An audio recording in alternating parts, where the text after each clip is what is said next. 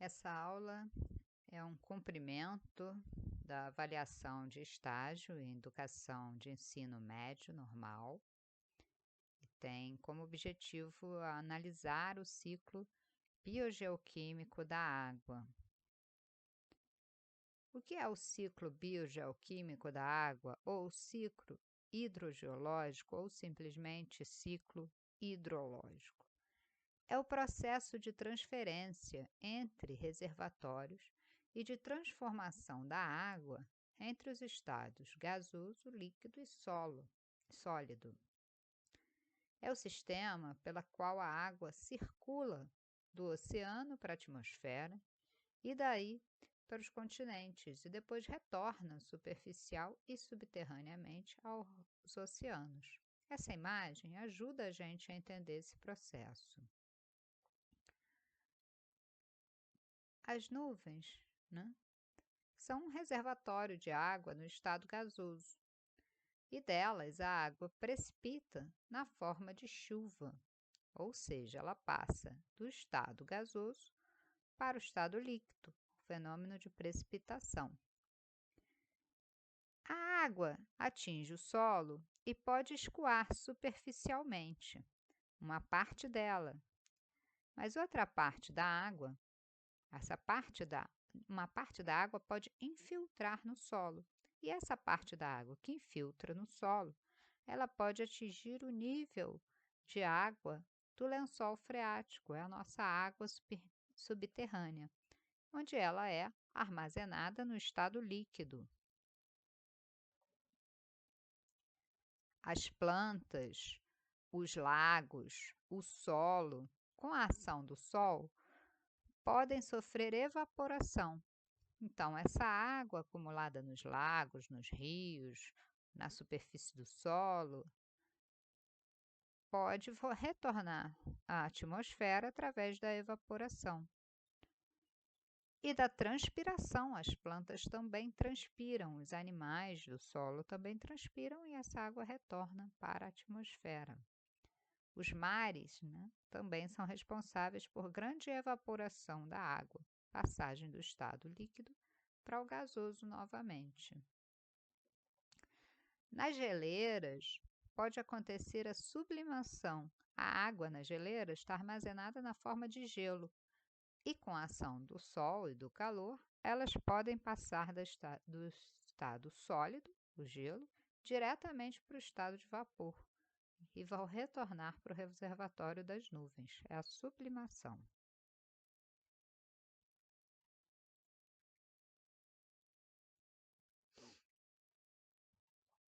A água pode ainda ficar armazenada, né, no solo, dentro do espaço entre os grãos do solo. É o que a gente chama de fluxo em meio não saturado. A gente vai ver isso já já.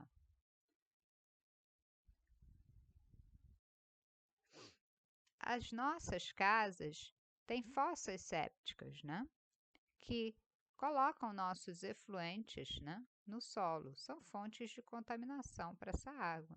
E também funciona dentro do ciclo hidrológico. Por isso é tão importante a gente tratar os efluentes da nossa casa.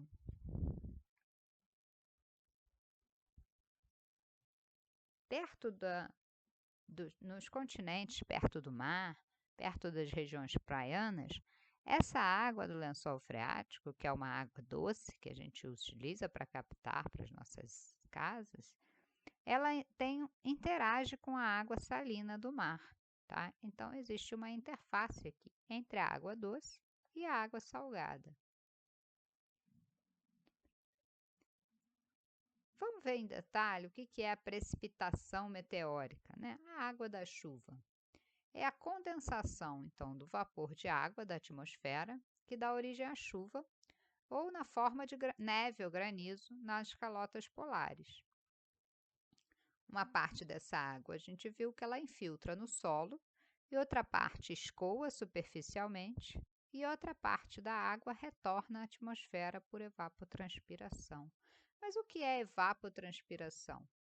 É a somatória dos processos de evaporação e transpiração das plantas, né? Os oceanos contribuem com 85% do total anual evaporado, e os continentes, por evapotranspiração, evaporação dos rios, dos lagos e transpiração das plantas, somam um total de 15% de tudo o que é evaporado.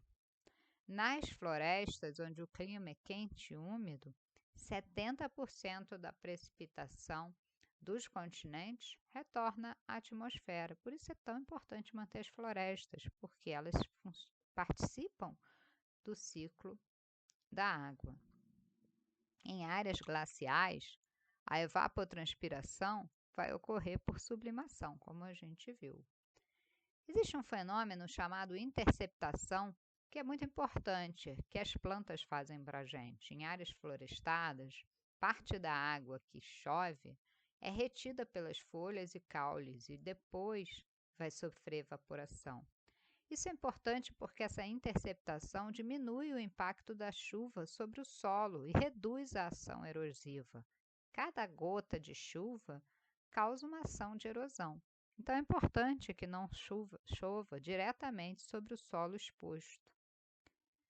A água que infiltra no solo, ela vai preencher os espaços vazios do solo. Veja essa imagem aqui. Essa figura está mostrando grãos do solo, espaços vazios em branco, preenchidos por ar, e em azul, espaços preenchidos por água, né? Em marrom são as partículas do solo. Então, a água tende a preencher esses vazios do solo. Essa é o que a gente chama de zona não saturada, porque esses poros estão só parcialmente preenchidos por água. A água que permanece nessa zona não saturada também pode evaporar. É quando a gente fala que o solo pode evaporar também a água. A água que permanece nessa zona não saturada, ela também pode fluir lateralmente, mas ela ainda não é a água do aquífero, né? Uma parte dessa água que foi infiltrada na zona não saturada vai percolar até o nível do lençol freático. E o que é esse lençol freático? É quando todos os espaços vazios do solo estão preenchidos por água.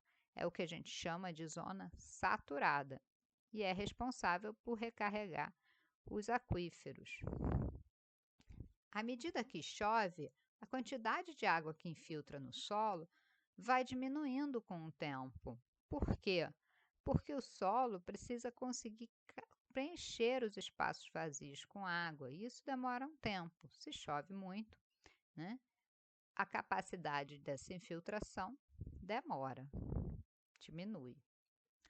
Então, o conceito de lençol freático é a superfície ou nível freático, é o limite entre a zona saturada, aquela zona onde nem todos os espaços estão preenchidos por água, e a zona saturada, onde todos os espaços vazios estão preenchidos por água, né? Perceba, então, que lençol freático não é um rio subterrâneo, né? Essas características, né, do lençol freático a gente trata em conjunto. É o nível onde todos os poros do solo estão preenchidos por água. Esse processo de infiltração ele é muito importante para recarregar a água do solo e, consequentemente, a água dos aquíferos. O volume de água infiltrada e a velocidade da infiltração depende do meio, da cobertura vegetal, da topografia, da precipitação e da ocupação do solo. Vamos ver cada um deles? A infiltração depende do meio. O que é isso? Um meio poroso, como areias, cascalhos ou rochas formadas por areias e cascalhos, que são as rochas sedimentares. Um meio formado por rochas ígneas, por exemplo, e um meio formado por rochas calcárias. Quanto mais poros ou fraturas o solo tiver, maior é a sua capacidade de infiltração, porque a água vai infiltrar por esses poros ou fraturas, né? Assim, a infiltração ela é favorecida nos meios porosos, em solos arenosos, por exemplo, né? E em solos ricos em argila ou nas rochas ígneas, rochas cristalinas com poucas fraturas, essa infiltração é desfavorável. A gente chama de permeabilidade, a capacidade de permitir o fluxo da água através dos poros. E essa permeabilidade depende do tamanho dos poros, da conexão entre eles, da conexão entre as fraturas. A argila, apesar de ter bastante poros, tem uma permeabilidade baixa, porque os poros são muito pequenos e a água fica presa na superfície das argilas, é o que a gente chama de adsorção. Em rochas calcárias, são rochas ricas em cálcio, e o cálcio se dissolve com a água. Então, esse cenário, muito específico e muito local, é o único cenário onde pode realmente acontecer aquele aquífero que a gente tem em mente, onde a água forma rios subterrâneos e flui livremente. Então, a gente pode classificar os aquíferos, o lençol freático, como sedimentar, por exemplo, quando a porosidade é primária, ou seja, a gente tem uma porosidade intergranular. O que é isso? A água corre entre os grãos do solo, tá? Ou a gente classifica esses aquíferos em lençóis freáticos fissurais, ou seja, a água corre pelas fraturas da rocha, tá? Então, esses são os dois tipos. E a gente pode fazer um mapa como esse do estado do Rio de Janeiro, que mostra para a gente que predominam em rosa são rochas cristalinas, onde os aquíferos são fissurais. Então, no Rio de Janeiro, predominam aquíferos fissurais. Na área costeira, onde a gente tem as nossas praias, aquelas areias inconsolidadas, a gente tem aquíferos sedimentares. A água flui entre os poros e os grãos desses sedimentos. A infiltração também depende da cobertura vegetal, porque as florestas vão manter o solo úmido por mais tempo depois que parar de chover. E com isso a água vai infiltrar mais lentamente no solo e vai aumentar a capacidade de infiltração, né? Diminuindo o volume de água que escoa superficialmente. As raízes das plantas também vão abrir caminho para a água infiltrar mais. E a interceptação delas também vai diminuir o impacto da água da chuva no solo. Com isso, vai manter o solo sempre saudável para que possa ter maior capacidade de infiltração dessa água. A profundidade do lençol freático, então, se relaciona com o clima e com a vegetação. Nas áreas muito úmidas, onde chove muito, o nível de lençol freático tende a ser mais raso. E em ambientes mais áridos, onde chove pouco, o nível do lençol tende a ser mais profundo. A infiltração depende da topografia. Quando o declive é muito acentuado, a água preferencialmente vai escorrer pela superfície, e isso vai diminuir a infiltração. As superfícies que são mais onduladas e suavemente vão aumentar a possibilidade de infiltração dessa água, né? Quando o lençol freático é mais profundo, quando ele está nos divisores topográficos, o que são isso? Nos altos das montanhas. E o lençol freático tende a ser mais raso nos fundos dos vales. Então, quando o lençol freático intercepta a superfície, é quando a gente tem aquela água florando lá nas nascentes, nos córregos, nos rios. Os córregos, as nascentes e os rios nada mais são do que essa interceptação da água do lençol freático na superfície. A infiltração depende da precipitação. As chuvas que são regularmente distribuídas promovem uma infiltração maior, e as chuvas torrenciais favorecem o escoamento superficial direto. A infiltração da água no solo também depende da ocupação desse solo. Veja que nós, quando construímos cidades, pavimentamos com concreto, né, com cimento, e isso impede a infiltração, porque essas superfícies são impermeáveis. Já nas áreas rurais, esse pisoteio de gado compacta o solo e diminui a porosidade do solo, então diminui a capacidade do solo de infiltração. Então, ao construir cidade, nós usamos concreto e asfalto e com isso a gente impermeabiliza grandes áreas do solo. Isso diminui a capacidade de infiltração da água. Se menos água infiltra, menos água permanece no lençol freático, A vazão dos rios, então, diminui e menos água há para o abastecimento das cidades. Por outro lado, a população nas cidades só faz aumentar e o nosso consumo de água também, e isso agrava ainda mais o problema. Quando a água escorre superficialmente, ela não infiltra para o lençol, e isso ocorre quando a capacidade de absorção dessa água pelo solo, né, foi superada. O solo já não consegue mais absorver a água. Por quê? Porque está degradado, porque está compactado, porque está impermeabilizado. E isso faz com que essa água vá diretamente para os rios. Beleza, só que dos rios elas vão escorrer para os oceanos. E nos oceanos a água é salina. Então, é, quanto maior escoamento superficial a gente tiver, menos disponibilidade de água a gente tem no continente, né?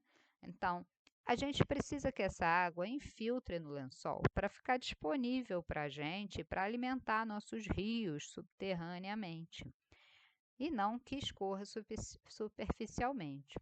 A magnitude desse escoamento superficial, a quantidade de água que vai escoar, né, essa magnitude, vai depender, então, da intensidade da chuva, da duração dela, da distribuição dessa chuva, da permeabilidade do solo, da inclinação do terreno, da área da bacia hidrográfica, da geometria dos canais dos rios e da profundidade do lençol freático. Mas o que é a bacia hidrográfica? Bacia hidrográfica é um sistema físico onde a entrada de água, que é a água da chuva, e a saída de água é a vazão do volume escoado, é a vazão dos rios aqui nesse ponto que a gente vai chamar de exultório. É um ponto mais baixo. Então, a gente vai ter um conceito que envolve a água da chuva, a vazão dos rios e considera também as perdas dessa água por evapotranspiração e infiltração. Então, a água que não fica na bacia e que vai para o reservatório das nuvens, né? A bacia hidrográfica ela é delimitada por divisores topográficos. O que são os divisores topográficos? São os altos das montanhas, né? Onde, para um lado, o rio vai correr, para um lado da montanha ou para o outro lado. Então, todos os rios correm para o ponto do exultório. Esse é o conceito de bacia hidrográfica. E é assim que a gente faz o mapa das regiões hidrográficas do Brasil, né? Veja que no mapa amazônico todos os rios correm para o rio Amazonas, né?